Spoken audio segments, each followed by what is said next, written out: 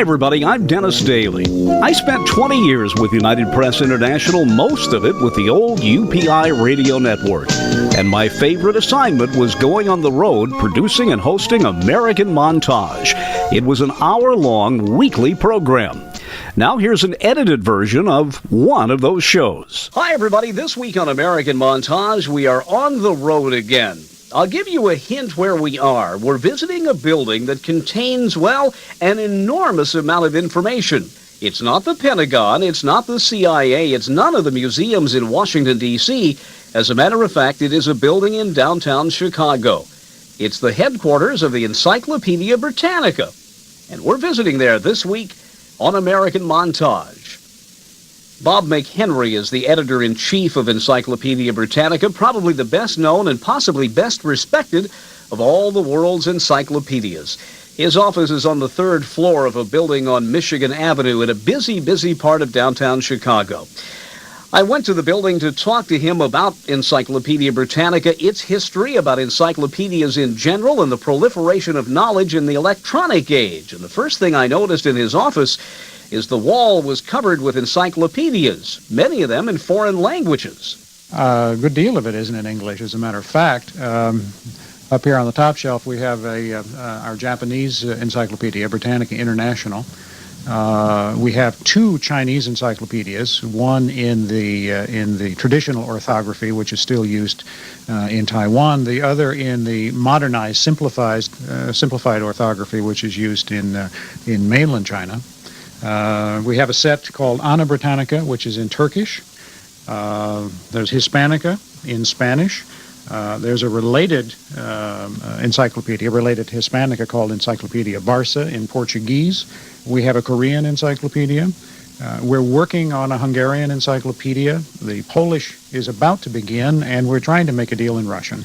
What has that opening up of what used to be the Soviet Union meant to you? I never thought about that. I know I have friends in radio and TV who see that as a great unexploited market. I mean, there's some parts of the world where some of the worst documentaries ever done in the U.S. are good stuff over there.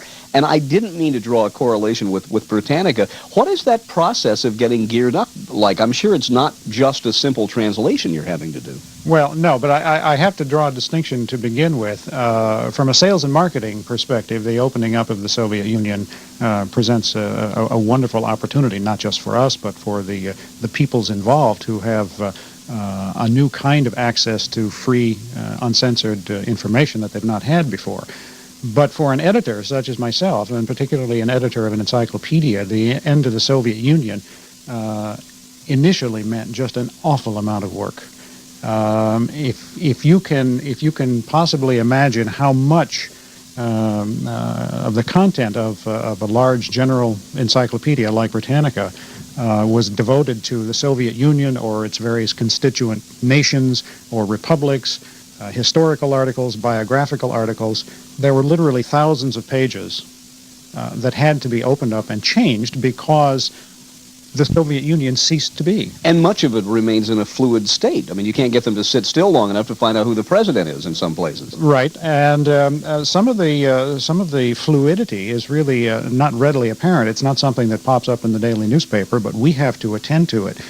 In many of the former republics of the former Soviet Union, where the local language had been Russified, they're now in the process of renationalizing names of towns and cities, for example. They're changing them from Russian forms to more native or vernacular forms, but frequently they can't agree on just exactly what the orthography is going to be, or if they don't use our alphabet, exactly how their form should be transliterated into the Roman alphabet. So we're constantly having to change the same article over and over again as the local people decide that they're going to change one letter in the name of the city. What kind of feedback have you gotten from people who were deprived of anything unbiased? I mean, there are those great stories where Soviet encyclopedias, if someone fell out of favor, they'd tear a page out. Oh, yeah, the famous story of when Lavrenti Beria, who was formerly the head of the secret police, fell out of favor, and in the next edition of the Great Soviet Encyclopedia, suddenly the article on the Bering Sea had gotten much, much longer than it had been to fill in that space. The whole idea of publishing an unbiased source of information, of general information on in particular on politics and world history and whatnot, has proven very, very attractive in many of these areas, and of course, fortunately for us, the name Britannica carries a certain weight as well. Why is an encyclopedia with a name that sounds British headquartered in Chicago? Because of a couple of Chicago entrepreneurs just before the turn of the century, a man named Frederick Jackson Hooper and a colleague of his went over to England in the 1890s and found that the Britannica at that time was in some straits. Made a deal with the Times of London, which was also in financial difficulty, and essentially introduced the whole idea of mass marketing and installment purchase to Great Britain. They hadn't seen anything like it before. The Times of London ran gigantic display ads offering what was then the 9th edition of Encyclopedia Britannica at astoundingly low prices and available for a guinea down and a guinea a week for however long it took to pay it off. American-style marketing and promotion brought for the first time to Britain. The Times looked pretty askance at it, but it also saved them from bankruptcy. And as a result, those two gents came to own Britannica, and it moved in stages, first to New York and finally in the 1920s to Chicago. What is it like when you talk to someone, particularly a young child, who just realizes what a wealth of information there is there? I mean, we had an old, and maybe I shouldn't mention the name here. I won't say Funk and Wagnalls on the air at your time, but I think my parents got it in some kind of deal when I was in 4th or 5th grade, and I remember looking through that set as an inquisitive child, and the first thing that occurred to me is, how did they get all this stuff together?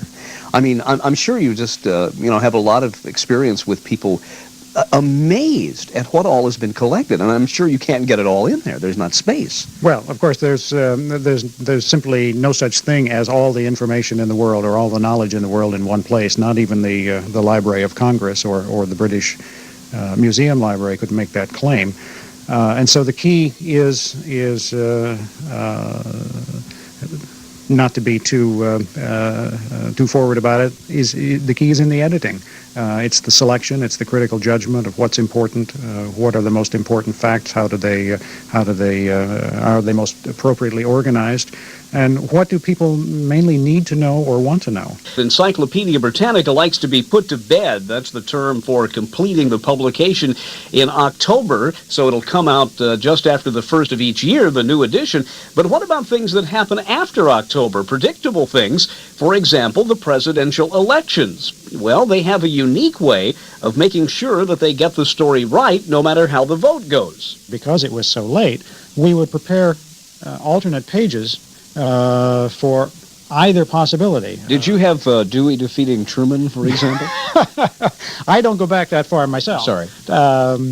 That's a case that we use to this day. I mean, that's 1948. We use that to this day. And that was here in Chicago, right? Here in Chicago. The Tribune printed that particular paper. We still use that as an object lesson in what not to do, in how not to handle this. But we did in those days prepare alternate versions. Stevenson wins, Eisenhower wins, and then we would hold both pages until the event was over with and release the proper one to the printer, because that saved us about 3 days. Simply the best. And it's a neat bunch of people here. I mean, let's not forget that. No, it's that's certainly true. I've been with Britannica for garbled number of years, and I could not imagine a more congenial group, a more lively and interesting group of people than I've had the privilege to work with. Well, Bob, thanks for inviting us out to Chicago. Thank you for coming.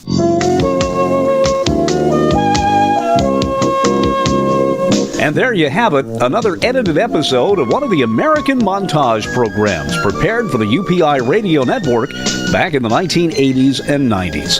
I'm Dennis Daly. Thanks for listening. Thanks for going with me this week. And check YouTube for more American Montage programs.